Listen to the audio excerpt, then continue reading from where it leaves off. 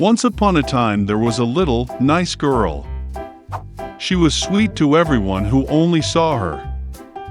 But she was the loveliest and dearest of all to her grandmother, who did not even know what to give her beloved granddaughter. Once she gave her a red velvet hat. And since this hat was very suitable for her, and she did not want to wear anything else, they began to call her Little Red Riding Hood. Once her mother asked to take a piece of cake and a bottle of wine to her grandmother.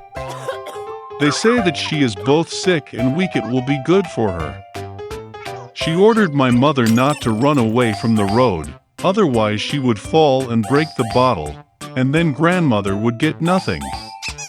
And when she comes to her grandmother, so that she does not forget to say hello to her. Little Red Riding Hood obeyed, took the presents and set off. And my grandmother lived already behind the forest, half an hour walk from the village. And as soon as Little Red Riding Hood entered the forest, she met a wolf. The girl, however, did not know what kind of fierce beast it was, and was not in the least afraid of him. She greeted politely. The wolf also behaved very decently, so Little Red Riding Hood told the wolf that she was bringing gifts to her beloved grandmother. And while she was telling how to get to her grandmother's house, the wolf thought to himself how he could eat not only the old woman, but also a pretty girl. And then the wolf thought of showing Little Red Riding Hood a huge meadow with beautiful flowers. Little Red Riding Hood, as she looked at the many wonderful flowers, thought that it would be nice to bring grandmother a fresh bunch of flowers, because that would also please her. Yes, and ran away from the road to the side, and began to collect flowers. Slightly picking one flower, as the other beckons her, it is even better, and she will run after that. And so it went further and further into the depths of the forest.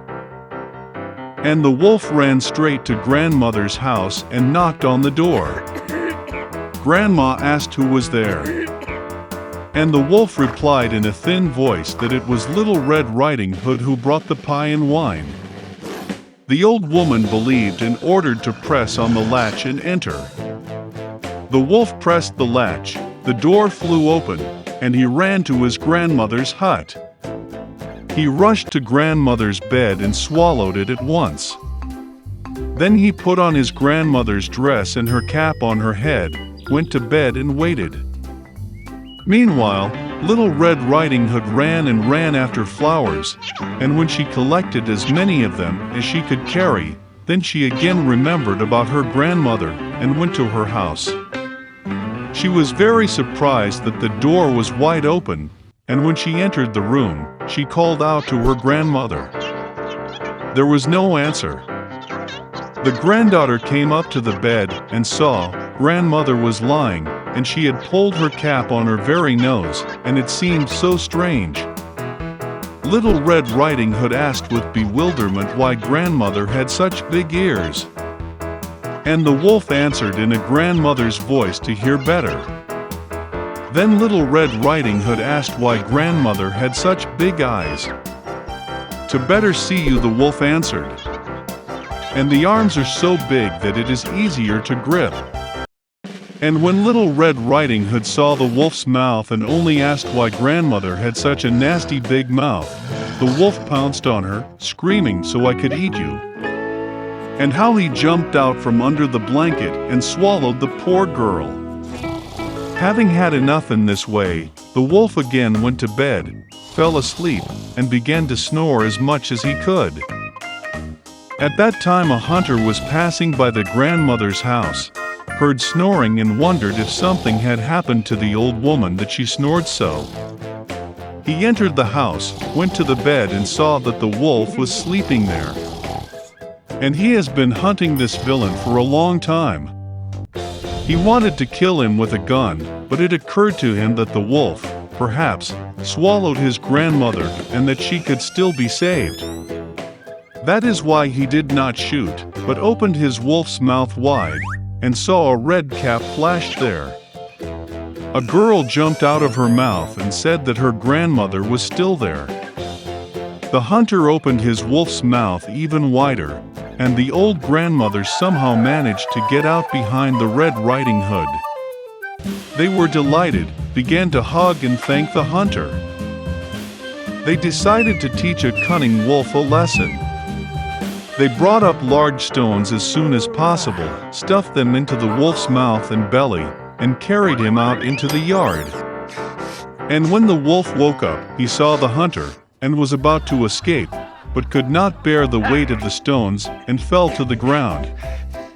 This delighted all three, while the wolf got up and barely dragged its heavy belly into the dark forest. They never saw him again.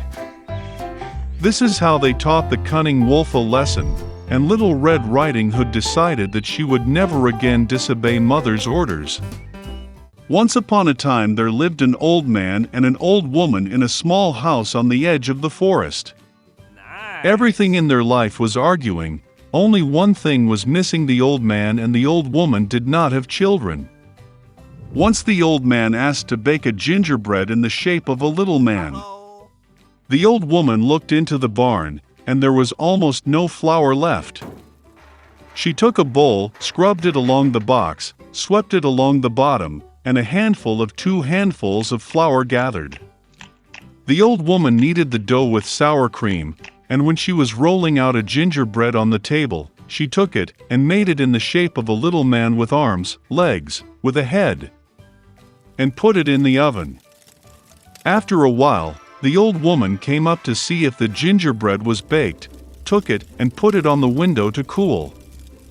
The gingerbread man cooled down, lay down, but suddenly got up and ran as fast as possible out of the house, from the window to the bench, from the bench to the floor, across the floor, and to the doors, jumped over the threshold to the porch, from the porch to the courtyard, from the courtyard to the gate, farther and farther.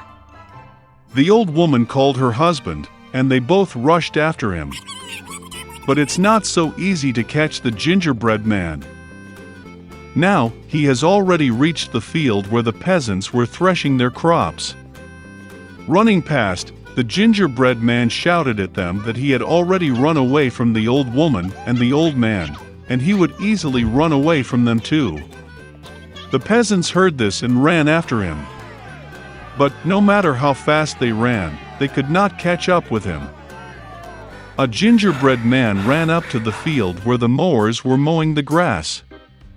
Running past, he shouted to them that he had already run away from the old woman, and from the old man, and from the peasants, and he would easily run away from them too. The mows could not stand such ridicule. Everyone rushed after the gingerbread man. They run as fast as they can, but they cannot catch up. And towards the little man the cow is walking, he shouted to her that he had already run away from the old woman, and from the old man, and from the peasants, and from the mowers, and he would easily run away from her too. The cow got angry, and also rushed after the gingerbread man. Only he cannot catch up. And to meet him a pig. The little man shouted that he had already fled from the old woman, and from the old man, and from the peasants, and from the mowers, and from the cow, and he would easily run away from her too. A pig screeched and ran after. Only she could not catch up, she was too fat. A gingerbread man runs along the road, and a hare meets him. The little man said that he had already run away from the old woman, and from the old man, and from the peasants, and from the mowers, and from the cow, and from the pig, and he would easily run away from him too. The hare heard this and ran after him. Nor can he catch up with the little man, only the hare saw him. A gingerbread man runs, and a wolf meets him. "I will eat you," says. And the little man answered him that he had already fled from the old woman, and from the old man, and from the peasants, and from the mowers, and from the cow, and from the pig, and from the hare, and he would easily run away from him too. The wolf growled and rushed at the gingerbread man, and he dodged and ran as fast as he could. Only the wolf saw him. A gingerbread man is running, and a huge bear is meeting him. His little man was not afraid, but shouted that he had already fled from the old woman, and from the old man, and from the peasants, and from the mowers, and from the cow, and from the pig, and from the hare, and from the wolf, and he would easily run away from him too. A ferocious bear stamped his foot and ran after him. But the bear was too slow to catch up with the fast gingerbread man. A gingerbread man runs, and a fox meets him. The fox was very cunning, but the little man did not know this. Therefore, out of habit, he began to shout that he had already fled from the old woman, and from the old man, and from the peasants, and from the mowers, and from the cow, and from the pig, and from the hare, and from the wolf, and from the bear, which means he will easily run away from her too. The fox listened to the end, and said that she was very old, did not hear anything. She came closer to the little man and asked him to repeat it. Obeyed her silly gingerbread man, and began to brag again. The fox listened to the end, and said that she still did not hear anything. She came even closer to the little man and asked him to repeat it again. The gingerbread man agreed, and then only he started anew when the fox pounced on him, and ate it. And the gingerbread man no longer bragged about,